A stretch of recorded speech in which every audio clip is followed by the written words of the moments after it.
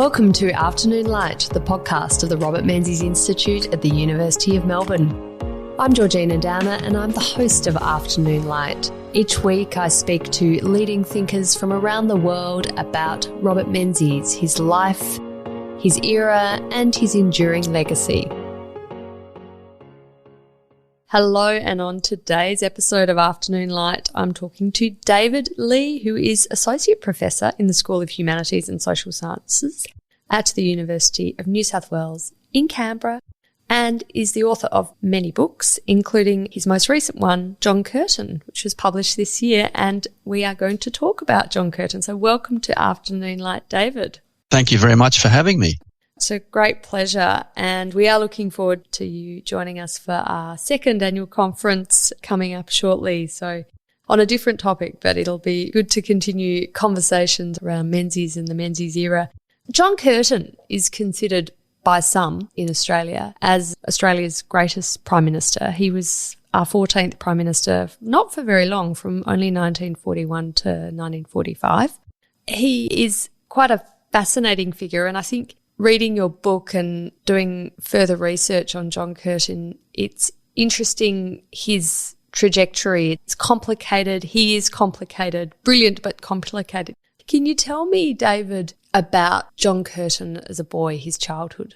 Yeah, so Curtin was born in Creswick in Victoria in 1885. So he's born into the colony of Victoria before Federation. He comes from both Irish-born parents, Catholic, from a relatively poor family. So his father works in various jobs, including as a hotelier, as a barman in hotels. And the family moves around a bit, which means that Curtin's education was pretty patchy and the family's not well off. So the young John Curtin has to leave school fairly early. He hasn't had a really rounded education. But he makes up for that by being self-taught. He loves reading. He goes to the public libraries in Melbourne to read on all manner of things, from literature to works of poetry. He's very interested in poetry, as some of his biographers have attested. And he becomes really an autodidact. He becomes a self-taught man, much like Ben Chifley, also self-taught, and very much concerned with self-improvement. It's interesting. His parents came out, though, as regular migrants, did they, in the 19th century to Australia? They weren't? Correct. Yeah. And I found it interesting reading he was born in Creswick because the name was familiar to me as a town because it's where Bob Menzies' mother, Kate Menzies, was also born, and the Lindsay family of Norman Lindsay and Lionel Lindsay. So Menzies often talks about Creswick as a sort of a place of note because he was so close to the Lindsays, but also obviously his mother was from there. So interesting formative experiences and how they all interconnect. Yeah, and so Curtin shares with Menzies, they're both Melburnians, they're both Victorians, they're both born before Federation. So they do have some similarities there.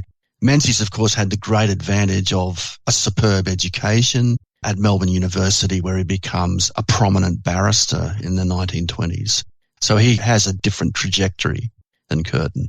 Yeah, it's interesting. Although both from fairly humble origins, Menzies getting access to a fantastic education, but really by virtue of his own hard work. So both have that hard work, that ethic of self-improvement. Yeah. Why did John Curtin become so interested in socialist ideas and socialist values? Because that's coming out early on, isn't it, in his interests? Yeah, he gets that from his family background, but also from people he meets in Melbourne and some prominent names. Probably the most prominent is Frank Anstey, who's first a local politician in the Victorian Legislative Assembly in the area from which Curtin comes. And later he's a federal representative for Labor and later a minister himself. So Anstey is very influential. And one thing about Curtin that's a feature of his life is ability to attract patrons. So Anstey becomes one of his first patrons and guides the young man in the ways of the Labor Party and the ways of the trade union movement. There were others too. Tom Mann is a British socialist who has come to Australia and to Melbourne, and he's another influential person for Curtin, as is another socialist called Frank Hyatt. So all these people give guidance to Curtin. He joins the Victorian Socialist Party and becomes a writer and a kind of boy orator too. He gets a reputation as a good speaker and starts writing for Labor Party newspapers fairly early in his youth. And when the First World War breaks out in 1914, he becomes engaged both in work for the Timber Workers Union and also in work against conscription. So these are very formative influences for the young John Curtin. And of course, debates that Menzies himself was involved in, although on the opposite side. So he is involved in socialist politics, but when does he actually join the Labor Party itself? Well, he joins the Labor Party early, so from the era of the First World War and before, he's a member of the Labor Party, and he's working in the kind of leftist branch of the Labor Party in Victoria, influenced by these people, particularly Frank Anstey. And he does obviously have political aspirations from reasonably young age, doesn't he? So he has quite a few goes at politics. John Curtin is seen very much as a West Australian figure, but all this was happening early on in Melbourne. And I found it interesting that he ran for the seat of what's now Goldstein, Balaclava, in 1914. So a pretty safe Liberal seat back then, and was until very recently a safe Liberal seat. It was lost at the very recent election. Yep. He's running for office for the Labor Party, but not winning. He wasn't dissuaded, though. He had a lot of fire in his belly. That's right. As you say, he stands for Balaclava against a guy called William Watt, who was a former Victorian Premier. He later becomes Treasurer in the government of Billy Hughes. And, of course, Watt beats Curtin. But Curtin does pretty well. He edges up the Labor vote, and he's regarded as having run a creditable campaign as a very young man in Balaclava. And he has other goes at standing for politics. The big move he makes is in 1917, he goes over to Perth to be the editor of one of the union movements and Labor Party's papers, the West Australian Worker. And while he is in Perth, he has another go at standing for the seat of Perth, which he loses in 1919. Then he has a go at Fremantle in 1925 and loses before he actually wins in 1928 and 29. So he has a few goes at running for politics before he actually makes it. But his move to Perth really is in a way the making of Curtin, because one thing it does is while he had been in Melbourne, he'd been drinking a lot and got in a very bad place. He had to go to dry out in 1916. He'd been jailed briefly for standing against a military call-out in advance of the conscription that Hughes wasn't actually able to introduce because he lost the referendum. So he was in a bit of a bad place personally. Then he goes over to Perth in 1917, becomes a successful editor of a Labor Party newspaper, marries, has 2 children, becomes a more settled family man. And then the difference between Western Australia and Victoria is interesting too. Victoria didn't get its first majority Labor government until 1952. Wow. After Curtin's death. Yeah. Western Australia had its first majority Labor government in 1910. So he's moving over to a state where Labor is one of the parties of government at the local level. He's influenced by senior state Labor figures like fellow Victorian Philip Collier, who becomes Premier in 1924, and others. And this really is a good move for Curtin's life to go to Perth in 1917. His drinking is a feature of his life and probably contributes to his very, very early death at the age of just 60 in 1945, among other things. You say it sort of calms down when he marries his beloved wife, Elsie, but it rears its ugly head throughout his career, doesn't it? I mean, he never completely gives it up. And it's interesting thinking of important figures in history, how they can still be brilliant but have a very difficult relationship with alcohol. I mean, you think about Winston Churchill, George W. Bush, he did become a teetotaler. I think, of course, Bob Hawke, famously, he did give up drinking when he became Prime Minister, of course. But it's a very invidious influence and obviously something that he found impossible to surmount in terms of ability to give it up for good. Yeah, and I think he breaks out when he goes, for example, he works on this Royal Commission on Child Endowment in the late 20s, which entails a lot of travel away from his family. And then when he goes to Canberra in 1928, 29, 30, 31, he's away from his family in Canberra.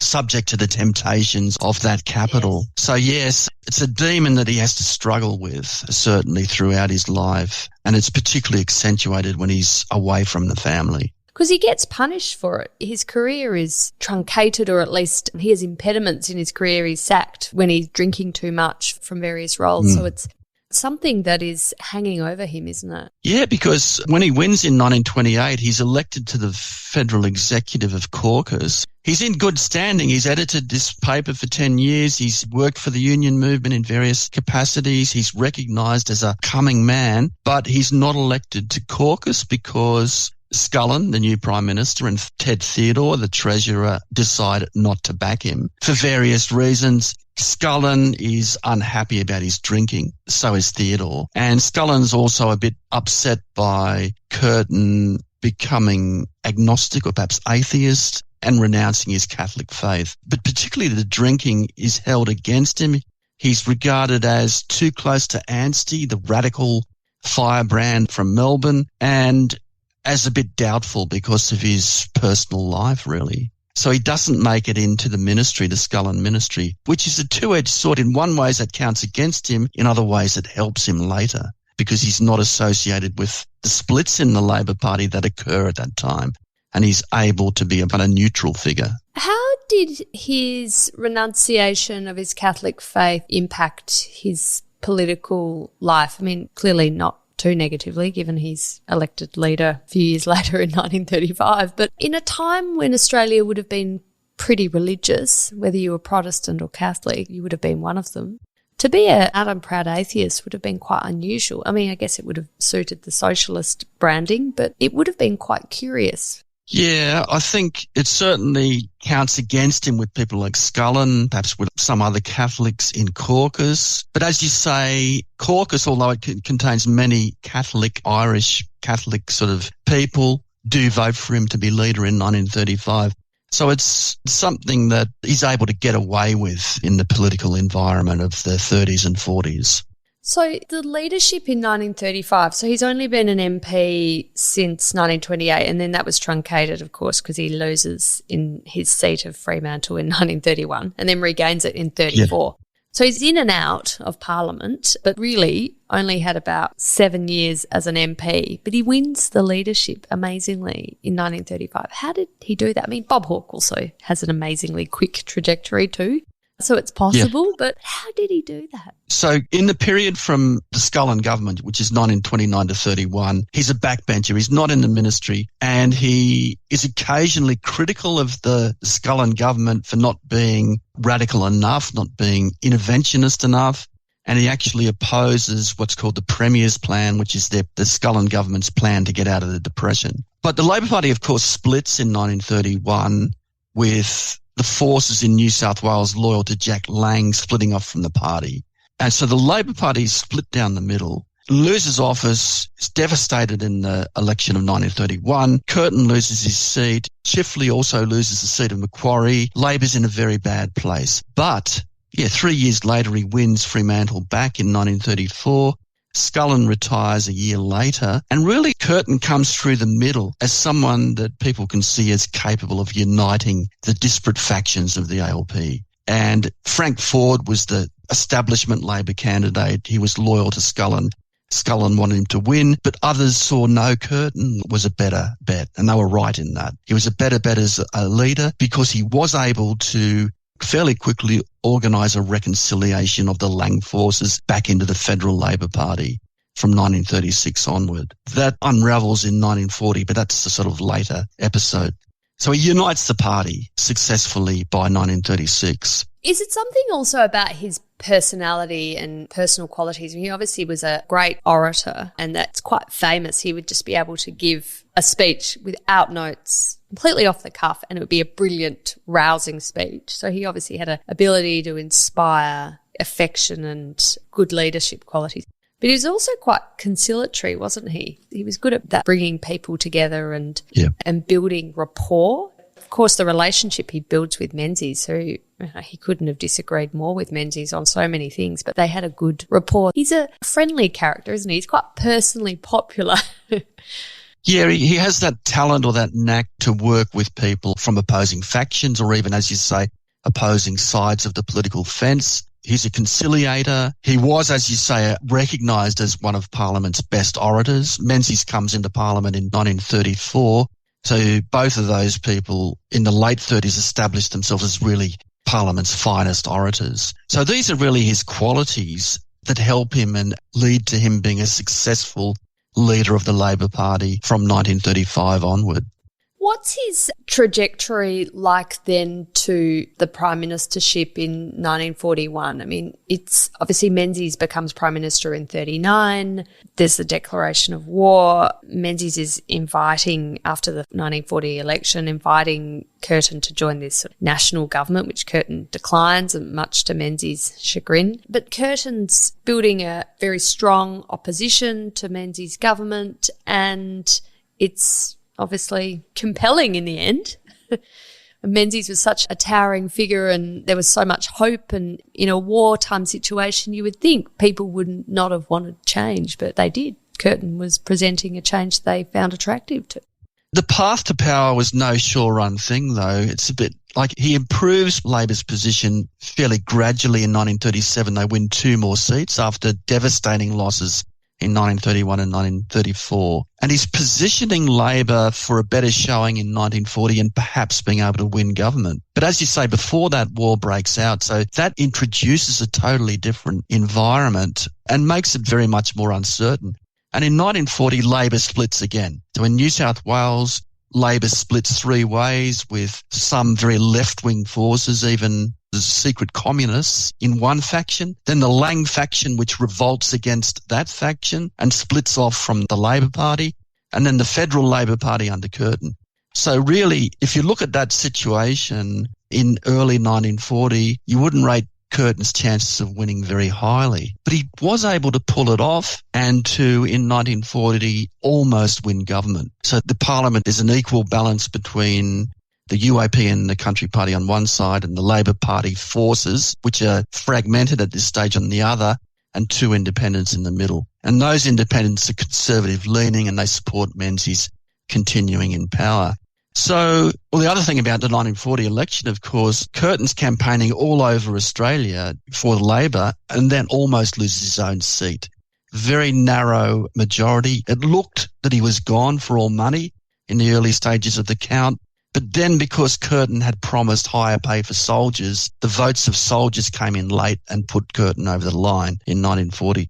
So there you have a situation where Curtin certainly hoped to win in 1940, didn't quite pull it off, and there's a hung parliament situation in 1940, after which then Menzies floats with Curtin the possibility of Curtin joining a national government. So Curtin says no, he refuses that overture. And I think the reason he refuses the overture is his dominant kind of political agenda is to keep the Labor Party united. And I think he realises that were he to join such a national government, all-party government, the Labor Party would fracture. And people like Jack Lang might even denounce him for doing that.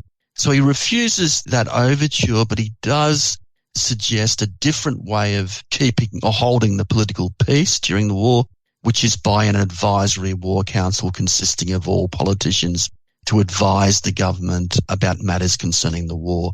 And he does join that with other colleagues after the 1940 election. Do you think he was right to put his politics before the idea of the national government? I mean, would the national government have delivered something different from the Advisory War Council on reflection? Well, Menzies certainly wanted it because it would have given stability to his wartime government and it would have followed what the British were doing. They had national governments from the 1930s on, and Churchill was leading a national government with Labor figures in it. So there's certainly a precedent at the British level for doing that. But the situation in Australia is a bit different. You've got Labor having suffered 2 devastating splits, one in 1916, which kept Labor out of power till 1929, and the other in 1931 over the depression policies.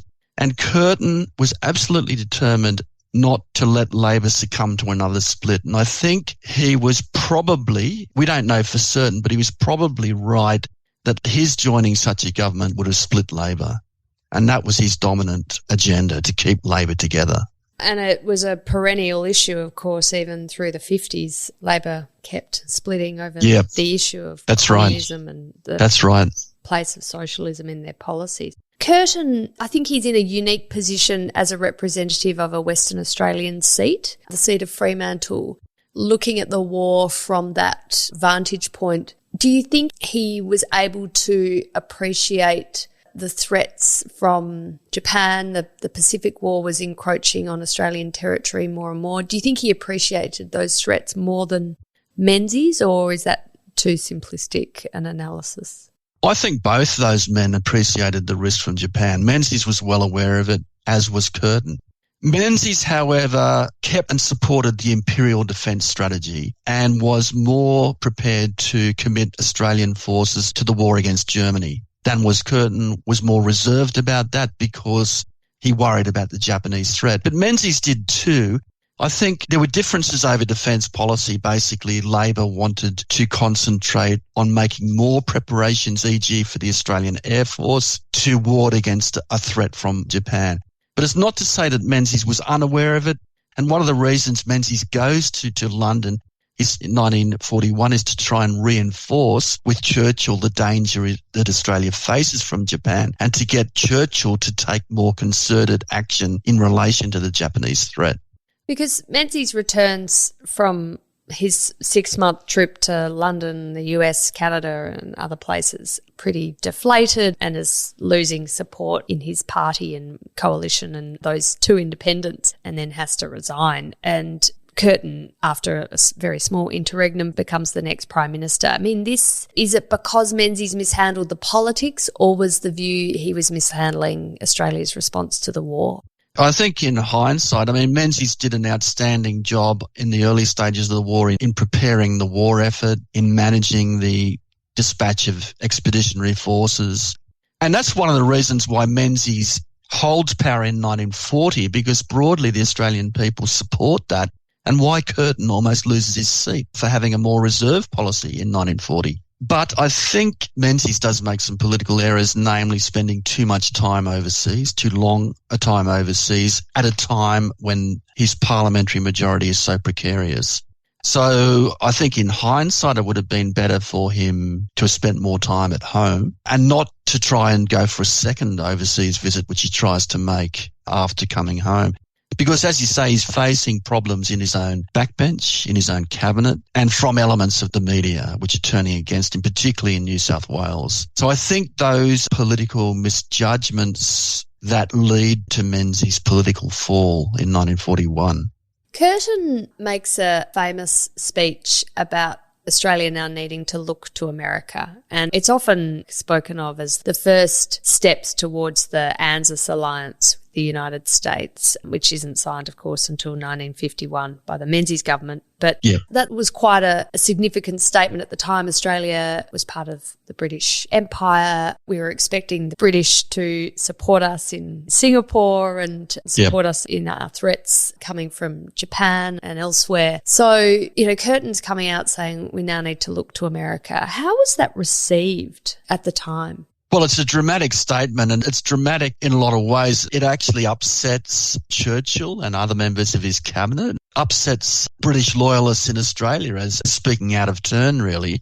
But it really exemplifies his wish to tell the Australian people the dire strategic predicament that they were in, to make it very clear that Australia is facing a very perilous moment in its history. It doesn't really presage continuing anti-Britishness, because in many ways Curtin is later loyal to the British, for example, in appointing another British Governor-General from the Royal House to the Duke of Gloucester to be the Governor-General. In his visits to Britain, he wants to make clear Australia's continuing loyalty and attachment to Britain at a time when the ties of kinship and of trade were very, very strong. And for whatever help he wanted to get from America, that help wasn't going to supplant those very firm linkages that Australia had with Britain in the Second World War and continue to have for many years after World War II. Do you think the British felt Australia was less of a friend under Curtin, though? I mean, you say Churchill was very disappointed about this speech. Well, that's expected. But was there a sense more broadly that Britain was losing Australia?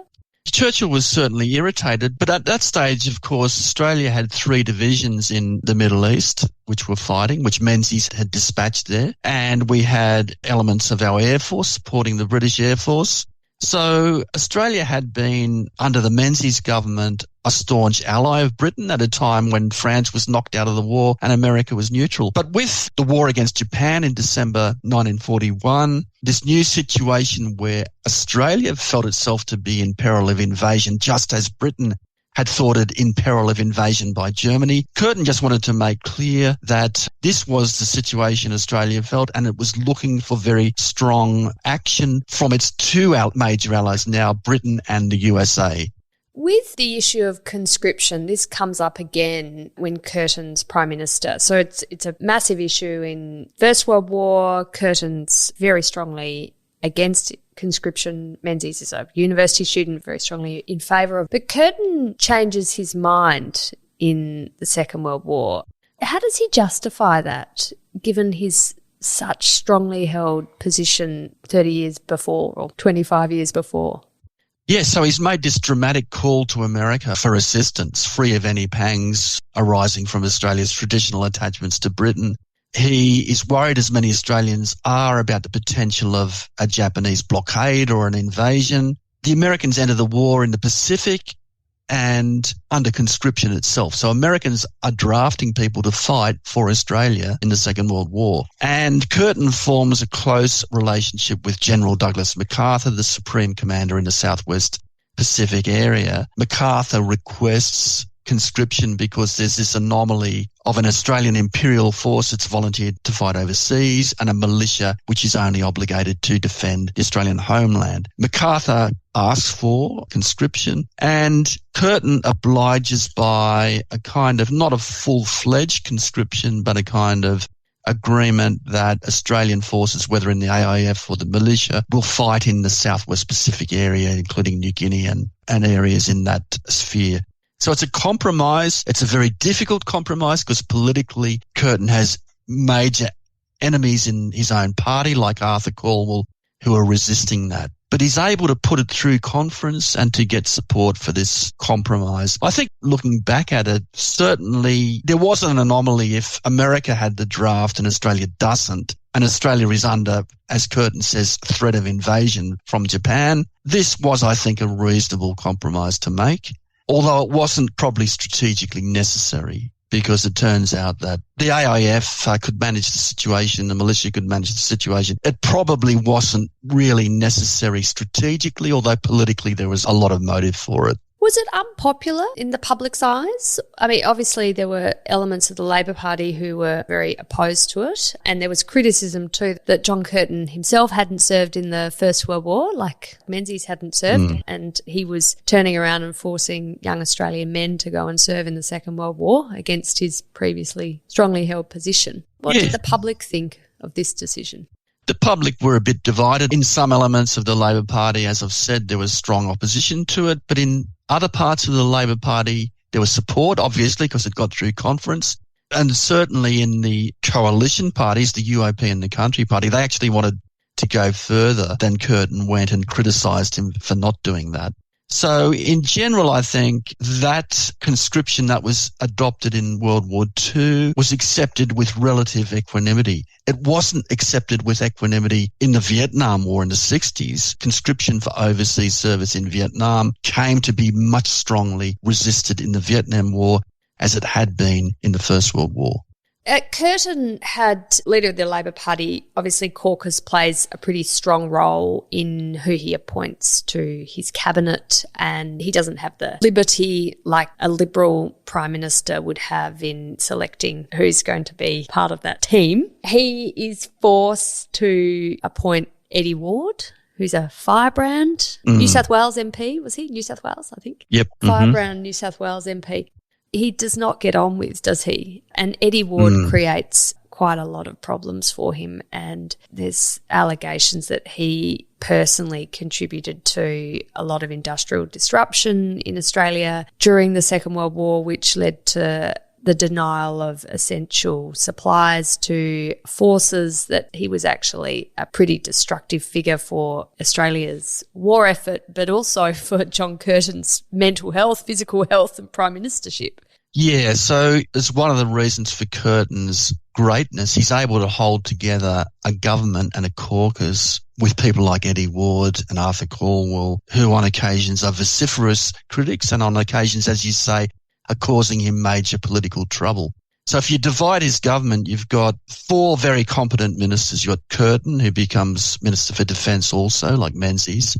You've got Chifley, who's Treasurer and Minister for Post-War Construction later, holding those two portfolios. You've got Herbert Everett, who'd also been a thorn in Curtin's side in many respects, but who becomes a very indispensable minister. He's Attorney General and Minister for External Affairs. And also you got Jack Beazley, a Langite, who had again been a problem for Curtin, but in wartime becomes a stalwart supporter. So you've got those sort of people and other able ministers like John Dedman, but you've got then other parts of his ministry who aren't particularly good, who've got there through seniority, and you've got others again like Eddie Ward, particularly, who are really problems for him. But Curtin's political success, one of the reasons for his political success, he's able to hold that government and that caucus together from 1941 to 43 in a divided parliament. And that means, of course, perhaps he should have done more to reprimand Eddie Ward over the Brisbane line incident, where Ward was alleging that the Menzies government had a plan to forsake parts of Australia north of the Brisbane line in the event of invasion.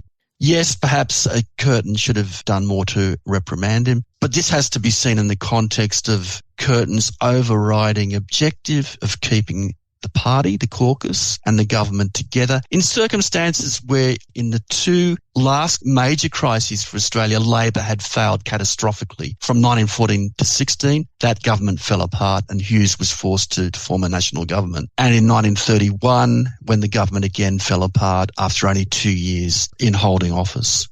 So he manages to keep this rather disparate group of MPs and strong voices together through amazing talent for being conciliatory and putting up with very difficult and pretty destructive forces like Eddie Ward. But those strikes are persistent, aren't they, throughout the war effort? I mean, how much do they affect Australia's ability to mount a good defence and keep going with the war effort? Because it's pretty self-destructive and they're really very much communist-inspired, aren't they? And Eddie Ward is fomenting this. Well, the strikes had been a problem. They'd been a problem for Menzies too, with coal problems in the coal industry being a problem for him too. And Curtin on the Advisory War Council had actually earned Menzies' approbation because Curtin had been constructive in trying to help Menzies to settle those strikes. After Curtin comes to government, by that stage, Russia is in the war because Germany has invaded the Soviet Union. Previously, yes, the Communist Party had been a major problem because they had been reluctant to do anything against Russia, which had been out of the war until mid-1941. But the strikes do continue in areas like the coal industry and the waterfront particularly. By this stage, though, the communist leadership was more inclined to be constructive because Russia is in the war and they don't want to do things that would impact adversely on the Soviet Union in its war against Germany. So, but in many cases, the rank and file, particularly in the coal industry, were determined to strike. And I think particularly in the coal industry, that reflects how that black coal industry in New South Wales, which was so important for Australia, was in many ways a basket case industrially and economically. And it was only really fixed after the Second World War by Chifley and by Menzies in the late 40s and 50s. So Curtin is leading the government during the Second World War, but politics and democracy doesn't stop. I mean, as Menzies has experienced prior to him. But he does pretty well in the 1943 election, doesn't he? I mean, in fact, historically well. Doesn't he win the biggest majority in both houses ever in Australian political history? He wins an absolute landslide in 1943 and gains control of the Senate. And the UAP is pretty much decimated then. It ceases to become a political force and pretty much folds after that, doesn't it?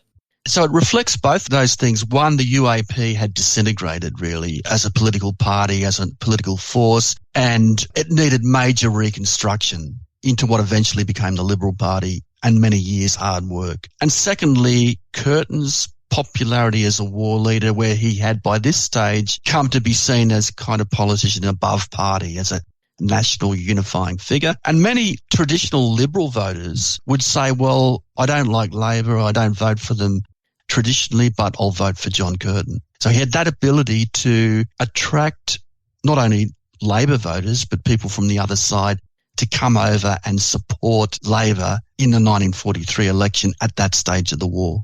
What did that result enable him to do then? Because that's a political gift to have a huge majority in both houses. You have an enormous mandate to do whatever you want, basically, or that you went to the election saying you'd do. Sure, it gave him much more legislative assurance. But if we go back to the hung parliament, Labor got a lot done in that hung parliament from 1941 to 1943 legislatively, with the support of independents and even with the support of some of the opposition, such as uniform income taxation, which is one of the landmark changes in kind of fiscal policy. Before that, there was state and federal income taxes, which was becoming a problem for war financing because you got a very confused situation caused by state and Commonwealth both levying income tax. Labor was able to pass legislation for the Commonwealth to monopolise income taxation, and that lasts to this day. So they were able to achieve many things, including with use of the defence power, which gave governments a lot of extra leverage and authority. But with the 1943 election, they were able to more easily pass major legislation on banking and a whole range of other things in the period after 1943. What they didn't have was extra constitutional powers, which Labor strives to get in 1944, but Menzies and others successfully combat that objective to obtain quite sweeping new powers for the Commonwealth. Yes, referenda continue to deliver, as in not passing. So that 1944 referendum was no different than most of the referenda we've had in Australia. Curtin dies at the age of 60 in 1945, still Prime Minister. He had experienced pretty poor health, talked about his drinking. He was incredibly stressed, as any leader would be during the war. What were the major contributory factors to his demise? At 60 years old does not seem at all. No. Yeah, as you say, he'd always been of a frail disposition and a nervy man, a man who worried a lot, a man who was subject to stress. It didn't help that he'd had a drinking issue in his earlier life. He's also a heavy smoker, maybe in part to relieve the stress, and he had heart problems. So he's not a well man, particularly from the late stages of 1944. And if you consider all the problems he had to confront, whether it's confronting Roosevelt and Churchill over withdrawing Australian divisions from the Middle East back to Australia, or whether it's from confrontations with caucus members who were accusing him of wanting to join and form a national government, or the fights over conscription, or the many fights that he had to conduct with a range of people. All this were factors which led to his premature death, as you say, at the age of 60. So when he dies, we're in the end stages of the war, but still at war. The nation is pretty mournful. I mean, it's a terribly, terribly sad thing to have your leader pass away. What were the reflections of his 4 years in office and his achievements? Yes. So when he dies, of course, this real sense of national mourning. There's a state funeral in Canberra and later in Perth where thousands of people line the path which takes him to burial in Karrakatta Cemetery. His achievements, as you say, many people regard him as perhaps the greatest Prime Minister in Australian history. There's debate over that, of course. Why is he so highly regarded? I think it's because of the nature of the existential challenge he faced during the war, this major crisis that Australia has to navigate. But I think his big achievement is to bring Labor at the federal level from being really a basket case, which had broken in 1916, which had really been in office but not in power from 1929 to 1931 and split again, which looked being perhaps out of power for many years. He's able to bring Labor into government and to transform it into a governing party from 1941 to 1949. And as a governing party, it's able to implement many of the things that Curtin had for in his political life, particularly national control over finance, over banking, the beginnings of a more fully fledged welfare state. I mean, Menzies had contributed to that as well, a more full-fledged welfare state. And Menzies helps Labor with that in 46 by supporting a referendum on social welfare powers. The full employment policy, which both major political groupings follow after 1945, uniform taxation, the Statute of Westminster, which gives independence to the Commonwealth legislature, a move in foreign policy to greater independence in things like Australia forming a treaty with New Zealand, the Anzac Pact, and later its involvement in the United Nations, and also mutual aid with America. This is very important. Curtin forges a great partnership with MacArthur, and that helps him to sign with America an agreement by which Australia gets aid from America. Yeah, whether it's military aid, Lend-Lease. And that enables Australia to come out of the Second World War economically in much better shape than the UK, which is a basket case, bankrupt after the Second World War. And it's very important if you consider the First World War situation where Australia had racked up so many debts that it really weighed down governments of both persuasions in the 20s and 30s. So this is very important for Australia in helping to create a modern economy and a revamped political system, which Chifley later continues to implement. And Menzies in many ways continues and develops further a lot of the things which have their beginnings in World War II. It's interesting your reflections on how important it was for the Labor Party that Curtin brought the disparate groups together and made it a party fit for government, that in 4 short years after his death, Labor's out of office and is out of office until 1972, from 49 to 72. So, I mean, hypothetical, of course, but such was the influence of Curtin while he was alive that he was able to do that, and it lasted a bit after he passed. But those schisms were intractable through the 50s and really served Menzies a very easy, and not totally easy because there were some close run elections, but they certainly gave him the opposition you'd like to have, didn't they? Yeah. That's right. And Chifley did win another election in 46, and his government from 1945 to 1949 was a very consequential one in many ways. But as you say, after 1949, Labor loses office. One of the reasons was bank nationalisation, which I don't think if Curtin, if he'd been alive, would have pursued. He would have been more politically savvy than that. So perhaps Labor would have kept together longer if Curtin had lived longer. But I think you're right. The disagreements in Labor were so intractable in the 1950s. I think they're really beyond the power of anyone to settle. Well, David Lee, thank you so much for this wonderful discussion on John Curtin, someone who all Australians should know something about. He was an incredibly influential figure in our history, and his legacy lives on. We are a free country down to the efforts of people like Curtin. So it's wonderful to have your contribution to the study of Curtin in your monograph you published this year, and really enjoyed the discussion. Thank you very much, and I'll look forward to seeing you in Melbourne in a week's time. That's right.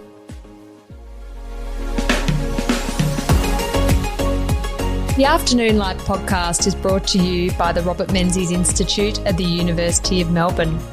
You can find more about the Institute and our podcast at robertmenziesinstitute.org.au. We're also on Twitter, on Facebook and LinkedIn. We look forward to you joining our show next week. Thank you.